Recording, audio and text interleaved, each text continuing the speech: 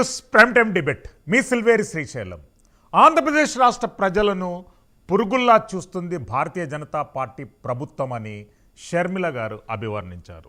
మరోపక్క వైఎస్ జగన్మోహన్ రెడ్డి గారి లోపాయకారి ఒప్పందం భారతీయ జనతా పార్టీతో ఉన్నందుకే ఆంధ్రప్రదేశ్ రాష్ట్రం అభివృద్ధి పదంలో నడవలేదు అనేటటువంటి వ్యాఖ్యానించారు. జగన్మోహన్ రెడ్డిని ఇంటికి పంపిస్తే ఆంధ్రప్రదేశ్ అన్ని రకాలుగా అభివృద్ధి చెందుతుందని షర్మిలారెడ్డి గారు ఈ సందర్భంగా వ్యాఖ్యానించారు. మరోపక్క అశ్విన్ వైష్ణవ్ కేంద్ర రైల్వే శాఖ మంత్రి కేవలం రాష్ట్ర ప్రభుత్వం 53 ఎకరాల భూమిని కేటాయించినందుకే రైల్వే జోన్ను ప్రకటించలేదు అనేటటువంటి అంశాన్ని స్పష్టం చేశారు. ప్రైమ్ న్యూస్ ప్రైమ్ టైమ్ డిబేట్లో మరిన్ని అంశాలపై చర్చ కొనసాగుతుంది. మనతో పాటు కాంగ్రెస్ పార్టీ సీనియర్ నాయకులు తులసిరెడ్డి గారు మనకు లైవ్లో అందుబాటులో ఉన్నారు.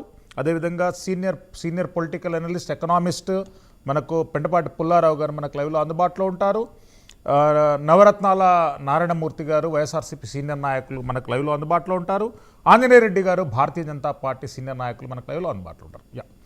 తులసిరెడ్డి గారు, మొదటగా మీతో ప్రారంభిద్దాం. మీరు కూడా ఢిల్లీలోనే ఉన్నట్టున్నారు. ఢిల్లీలో వైఎస్ షర్మిల గారి నాయకత్వంలో నిరసన కార్యక్రమం రసాబసాగా కొనసాగింది. అసలు ఏంటి, ఎలాంటి అప్డేట్స్? ఏపీ భవన్లో మీరు నిరసన కార్యక్రమాన్ని వ్యక్తం చేస్తే అనుమతి లభించలేదు అనేటటువంటి వార్తలు వచ్చాయి. ఏం అప్డేట్స్ ఉన్నాయి ఢిల్లీ నుండి? నేను కూడా ఢిల్లీలోనే ఉన్నాను. ఈరోజు ప్రధానంగా ఢిల్లీలో వచ్చేసి 3 అంశాల మీద వివిధ పార్టీల నాయకులను కలుసుకోవడము, ఏపీ భవన్లో ఒక ధర్నా కార్యక్రమం ఏర్పాటు చేయడము జరిగింది. ఆ 3 అంశాలు, ఒకటి రాష్ట్రానికి ప్రత్యేక హోదా, రెండవది 2014 ఆంధ్రప్రదేశ్ పునర్వ్యవస్థీకరణ చట్టంలోని అంశాల అమలు, మూడవది విశాఖ స్టీల్ ప్లాంట్ను ప్రైవేట్ పరం చేయొద్దు అని చెప్పేసి ఈ 3 అంశాల మీద ఈరోజు ఢిల్లీలో కార్యక్రమం.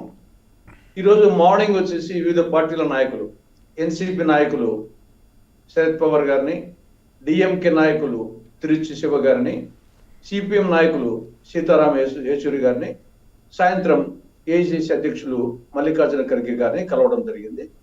తర్వాత 2 నుండి 4 గంటల వరకు ఏపీ భవన్లో ముందు కొద్దిసేపు వచ్చేసి ఏపీ భవన్ భద్రతా సిబ్బంది కొద్ది అనుమతి లేదని చెప్పేసి కొంత ఆటంకం కల్పించాలని ప్రయత్నం చేశారు. తర్వాత మళ్ళా వాళ్ళు కూడా విరమించుకున్నారు, అదేం చేయలేదు. ఏపీ భవన్లోనే 2 గంటల పాటు ధర్నా కార్యక్రమం చేయడం జరిగింది. ఈ కార్యక్రమంలో ఏపీసీసీ అధ్యక్షురాలు శర్మిలారెడ్డి గారు, తర్వాత ఏఐసిసి ఆంధ్రప్రదేశ్ ఇన్ఛార్జ్ మాణిక్యం ఠాగూర్ గారు, ఇంకా నాతో పాటు రఘువీరారెడ్డి గారు, కేవీపీ రామచంద్రరావు గారు, తర్వాత జేడి శీలం గారు, ఉప్పుల రాజు, పిడుగు రుద్రరాజు గారు, మిగతా రాష్ట్ర నాయకులు, జిల్లా నాయకులు అనేక మంది ఉత్సాహభరిత వాతావరణంలో పాల్గొని ఈ యొక్క సమస్యల మీద అటు ప్రెస్కు ఇటు ఉపన్యాసం ద్వారా చెప్పడం.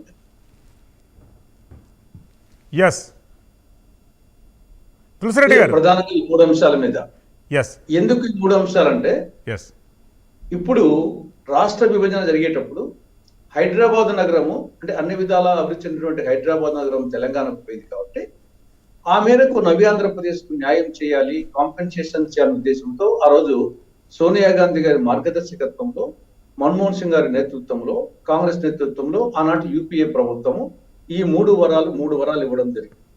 ఒకటి రాష్ట్రానికి సంజీవని లాంటి ప్రత్యేక హోదా, రెండవది రాయలసీమకు, ఉత్తరాంధ్రకు బుందేల్ఖండ్ తరహా స్పెషల్ డెవలప్మెంట్ ప్యాకేజీ, మూడవది విభజన చట్టంలో 108 సెక్షన్ల కింద 13 షెడ్యూళ్ల కింద దాదాపు 5 లక్షల కోట్ల రూపాయలు విలువ చేసే ఆర్థిక ప్రయోజనాలు కేంద్రము రాష్ట్రానికి అందించడం. ఈ 3వ వరం కింద కడప జిల్లాలో శీలాధ్వర్యంలో స్టీల్ ప్లాంటు, దుగరాజపట్నంలో ఓడరేవు, రాజధానికి నిధులు, బహుళార్థ సాధక ప్రాజెక్టు పోలవరాన్ని పూర్తి చేయడం, Visakha Chennai industrial corridor, Kakinada petrochemical complex, Visakha metro rail, Vijayawada metro rail, Visakha railway zone, తర్వాత 13 కేంద్రీయ సంస్థలు, ఎన్ఐటి, ఐఐటి లాంటి 13 కేంద్రీయ సంస్థల ఏర్పాటు, 9th షెడ్యూల్ 10th షెడ్యూల్ కింద ఉన్నటువంటి సంస్థలను ఇక్కడ ఆంధ్రప్రదేశ్ లో ఏర్పాటు చేయడం. ఇవి ప్రధానంగా ఈ 3వ వరం కింద ఈ 5 లక్షల కోట్ల రూపాయలు విలువ చేసే ప్రయోజనాలు.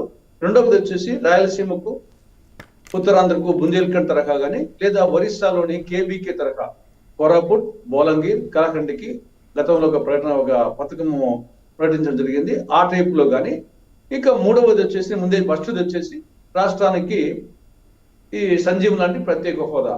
ఈ 3 అంశాలు ఇవి గన ఈ పార్టీకి అమలై ఉంటే సీమాంధ్ర స్వర్ణాంధ్ర అయిపోయింది. దేశంలోనే 25 రాష్ట్రాల్లో నంబర్ 1 రాష్ట్రం అయిపోయింది ఇవాళ. Yes. ఇవి అమలు 2014లో కానీ 2019లో కానీ కాంగ్రెస్ అధికారంలోకి వచ్చి ఉంటే ఈ పార్టీకి అమలు ఉండేది, సీమాంధ్ర స్వర్ణాంధ్ర అయింది. కానీ Yes. దురదృష్టవశాత్తు కేంద్రం